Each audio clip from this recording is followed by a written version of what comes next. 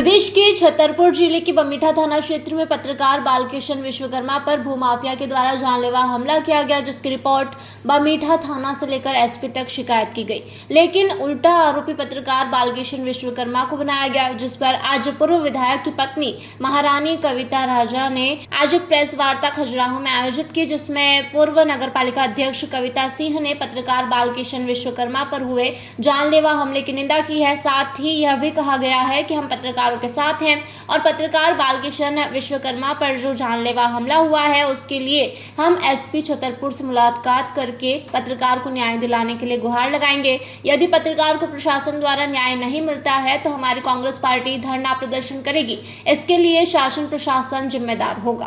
पर ये लोग कब्जा किए हुए थे, उस बिल्डिंग को छुड़ाने का न्यायालय में केस लड़ने का काम किया और केस जीत भी गए, लेकिन वो खुन्नस खाए हुए व्यक्ति इस तरह की मारपीट कर दिया। तो मेरा सवाल ये है भाजपा शासन से, क्या आप लोग इस पर उतारू हो गए हैं कि आज पत्रकार भी सुरक्षित नहीं है?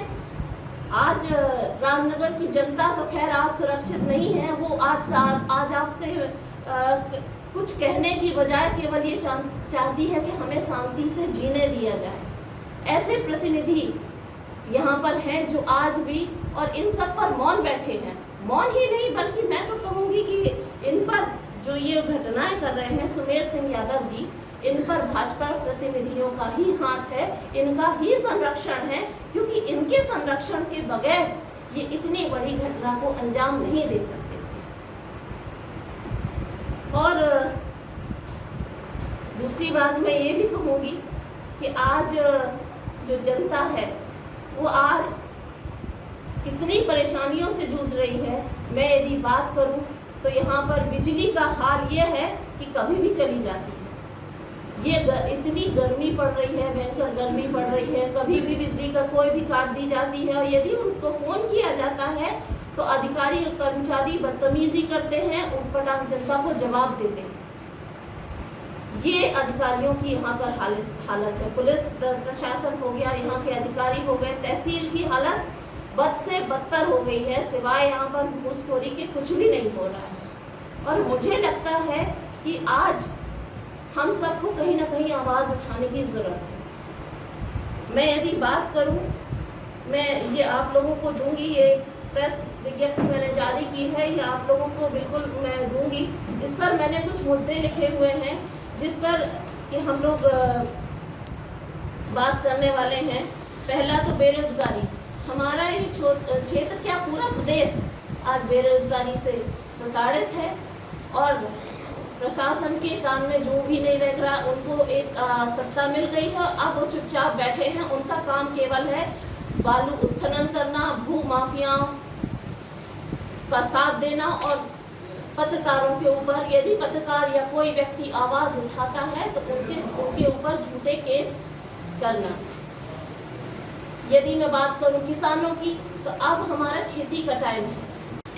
पत्रकारों की सुरक्षा को लेकर के जहां तक आपने बात की है जी, तो क्या कांग्रेस के द्वारा पत्रकारों की सुरक्षा को लेकर जी, राज्य स्तरीय या विधानसभा स्तरीय कोई ऐसा अभियान चलाया जाएगा जिससे पत्रकारों की सुरक्षा सुनिश्चित हो सके? बिल्कुल, यदि आप लोग चाहेंगे तो हम लोग इस तरह की, पहले तो हम लोग चाहेंगे कि हम बालकिशन जी के साथ जाकर एसपी ऑफिस में जाएं और उनको एक ज्ञापन सौंपें। और मैं चाहूँगी कि आप सभी भी मेरे साथ चलें, क्योंकि आप सभी चलेंगे तो मुझे ताकत मिलेगी। और यदि इस तरह की घटनाएं होती हैं और आप लोग तो बिल्कुल हम लोग प्रदेश स्तर पर भी आप लोग, क्योंकि आप लोग भाई आप लोग आवाज़ हैं, यदि आवाज़ नहीं उठाई जाएगी तो कैसे जनता को न्याय मिलेगा? कमजोर हो रही है, कांग्रेस का संगठन बिखरा पड़ा है, कांग्रेस पार्टी भी पूरी तरह से बिखर चुकी है। क्या आपके द्वारा संगठन को मजबूत करने के लिए कोई प्रयास किए जाएंगे आने वाले समय में? बिल्कुल, हम लोगों ने ये कहना कि कांग्रेस कमज़ोर हो रही है, कांग्रेस कमज़ोर नहीं है। आप ये देखिए, इतना सब केस खाने के बावजूद भी, इतना सब प्रताड़ित होने के बावजूद भी, यदि आज कांग्रेस का एक गरीब कार्यकर्ता खड़ा है तो ये उसकी पार्टी के प्रति निष्ठा है और ये आम जनता के प्रति उसकी ईमानदारी है, क्योंकि उसकी सोच ये है कि मुझे जनता को अपना मुंह दिखाना है। कांग्रेस की विचारधारा आम जनता की विचारधारा है। तो मैं ये तो नहीं कहूँगी कि कमज़ोर हो रही है। हाँ, लेकिन कांग्रेस के छोटे छोटे कार्यकर्ताओं को बिखराया जरूर जा रहा है, उनको डराया जा रहा है। तो हम लोग जहाँ पर भी इस तरह का डराया जा रहा है या धमकाया जा रहा है, वहाँ पर हम लोग जाएंगे। और निश्चित तौर पर आज जो कांग्रेस कार्यकर्ता की आवाज़ है, मैं निश्चित तौर पर कहूँगी कल वो जनता की भी वही आवाज़ होगी कि हमें जिस तरह ये लोग कि हमें भाजपा मुक्त शासन चाहिए।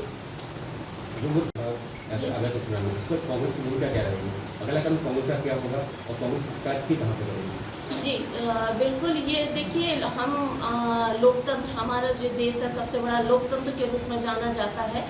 और लोकतंत्र में सबसे बड़ी होता है कि हम धरने के द्वारा या अपने ज्ञापन के द्वारा अपनी आवाज़ को विपक्ष की भूमिका हम लोग निभाते हैं। और निश्चित तौर पर हम लोग विपक्ष की भूमिका निभाएंगे। हम लोग एसपी ऑफिस से लेकर विधानसभा तक हम लोग धरने देंगे, हम लोग ज्ञापन देंगे और अपनी विपक्ष की भूमिका निश्चित तौर पर निभाएंगे।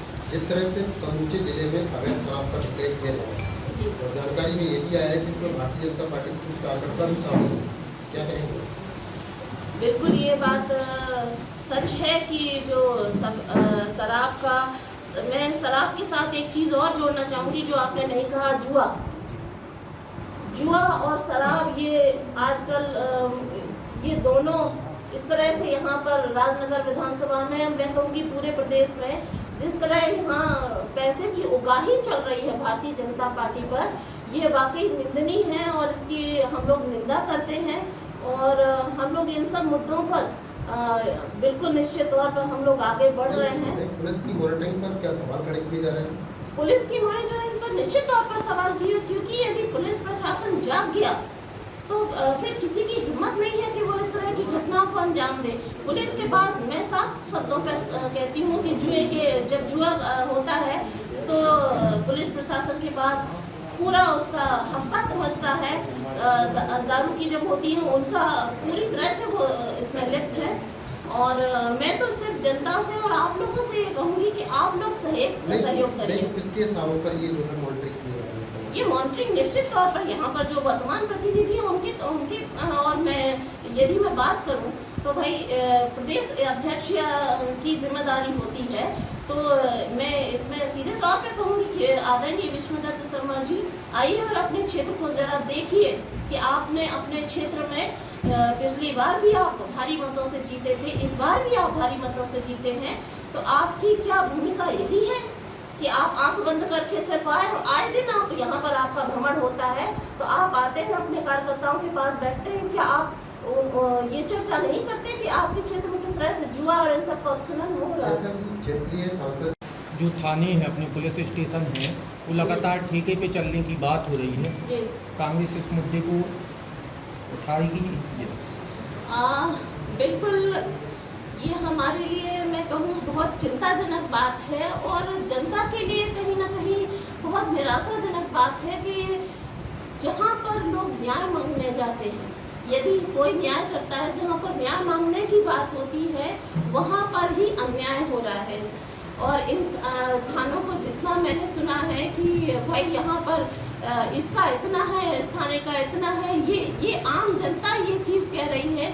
तो ये हमारे लोकतंत्र के ऊपर बहुत बड़ा एक तरह से कलंक मैं कहूँगी कि लोकतंत्र के ऊपर और न्याय के ऊपर बहुत बड़ा कलंक है।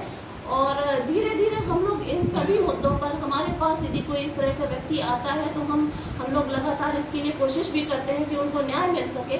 परंतु जैसे मैंने कहा कि सत्ता, प्रशासन और यहाँ के जो जनप्रतिनिधि हैं वो लगातार ऐसे आपराधिक व्यक्तियों का साथ दे रहे हैं, उन्हें संरक्षण प्राप्त है।